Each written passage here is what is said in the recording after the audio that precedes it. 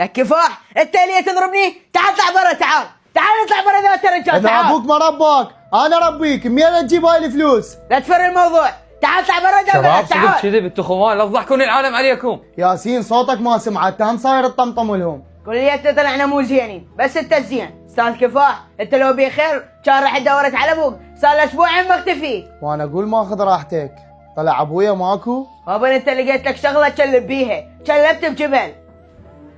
ياسين شنو سالفه ابويا؟ والله يا كفاح ما اعرف، بس ابوك صار له اسبوعين مختفي. شنو مختفي؟ انت مو تشتغل وياه بالمحل ذاك؟ نجم سوى لعبه على عمي طه، وعمي طه عاف المحل واختفى. سهله، صار ويتدلل استاذ نجم. السلام عليكم، شلونك انس؟ اريد بطل رمان.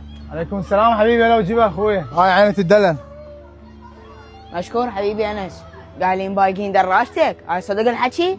اي والله باقوها، بس انا ما يضيع عندي شيء. شلون بالله ما يضيع عندك شيء؟ انا خال بالدراجه جي بي اس، وعندي كاميرات، اجيبهم اجيبهم. ها؟ رحم الله والديك، هاي سجلها على الدفتر. لك ابني انت بس فهمني، من شنو خايف؟ لك حميده صدق كذب، مو دا اقول لك الدراجه بيها جي بي اس. شلون؟ هاي ما محسب لها حساب. حميدو قلت لك هذا الطريق ما راح يفيدنا، راح تضيعنا انت. ما لك علاقة انت، خليها وراي، امشي. لك عمار.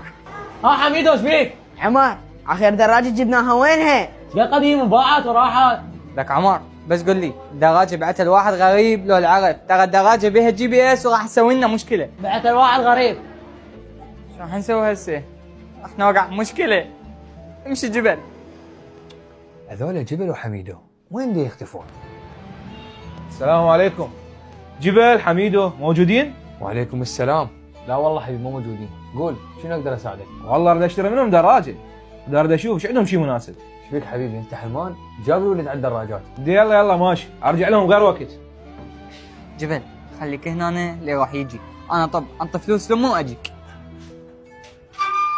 حميدو ها احنا لازم نكف مغيب، صح. وانا راح استغلها وادور على ابويا. امشي.